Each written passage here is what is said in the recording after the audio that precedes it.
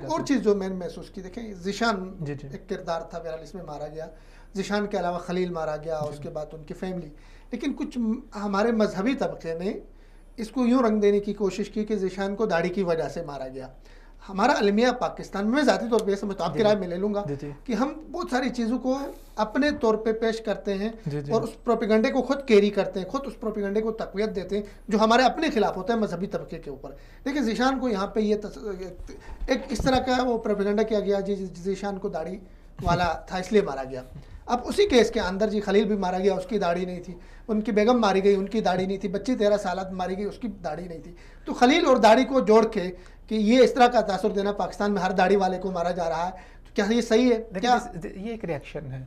आपको पिछले अगर आप तारीख उठा कर देखें पाकिस्तान में, तो पाकिस्तान में ऐसा हुआ, पाकिस्तान के आपके मीडिया ने, आपके लोगों ने दाढ़ी को दहशत की अलामत बनाया, दाढ़ी को मुंसलिक किया दहशतगर्दी के साथ, और उसके बुनियाद के ऊपर उन्होंने ये मगरिब का एक निवाला था जो हमारे मीडिया के ऊपर हमारे लोगों के मुंह में डाला गया, और हमारे उन्होंने यहाँ मतलब दाढ़ी ये बदनामी का सबब ये एक बनाया गया। आप इस बात को तो तस्लीम करते हैं ना कि हमारे पाकिस्तान के अंदर ये एक सिनेरियो क्रिएट किया गया जिसमें दाढ़ी को और दहशतगर्दी को, शिद्दत पसंदी को और इस्लाम को उसके साथ जोड़ा गया, मगरिब का ये जो एजेंडा था यहाँ पर चला।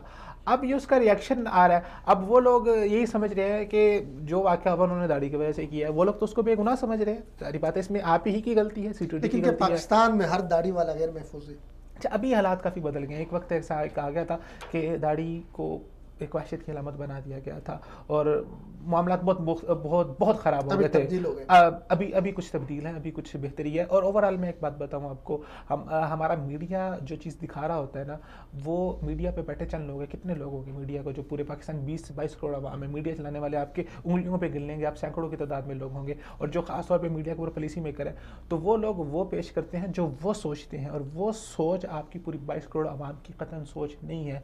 अभी भी पाकिस्तान के अंदर ग्राउंड लेवल के ऊपर दाढ़ी वालों की इज्जत है, लोग इज्जत करते हैं, इस्लाम से मोहब्बत करने वाले लोग मौजूद हैं। देखिए, काली बेड़ी हर जगह पे मौजूद होती हैं। वो किसी अगर कोई बंदा दहशतगर्द है तो उसका ताल्लुक दाढ़ी से नहीं है। इस वाक़े में, स्पेशली इस वाक़े में दाढ़ी को टारगेट करना हमारी तरफ से, कि मतलब ये दाढ़ी की वजह से इस मामले को नहीं देखता कि आप दाढ़ी को आप देखें। वो मैं देख रहा हूँ कि हालात बेहतर हो रहे हैं, दाढ़ी वालों का जो इमेज है वो क्रिएट हो रहा है, क्योंकि हुकूमत और दीगर जो हमारे इदारे हैं उन्होंने कुछ बेवकूफ़ियाँ की हैं, जिसकी वजह से अब हालात लोगों के सामने वाज़े होना शुरू हो रहे हैं। तो आपका इमेज खुद एक अच्छा बनना शुरू हो रहा है, तो आप फिर आप उस इमेज को ख़राब कर रहे हैं। आप इस मामले को इस तरफ क्यों लेके जा रहे हैं? आप मामले को दूसरी तरफ लेके दें। आप खुद इस एक सिनेरियो क्रिएट कर रहे हैं कि जी दहशतगर्दी था तो दाढ़ी वाला था। अब आप तो कह रहे हैं, हम आप समझेंगे, मैं समझूंगा, आम बंदा तो नहीं समझेगा। आम बंदा किसी में जो बात एक दफा खत्म हो रही है, आप उसको फिर दोबारा से चिंगारी देके उठा रहे हैं। तो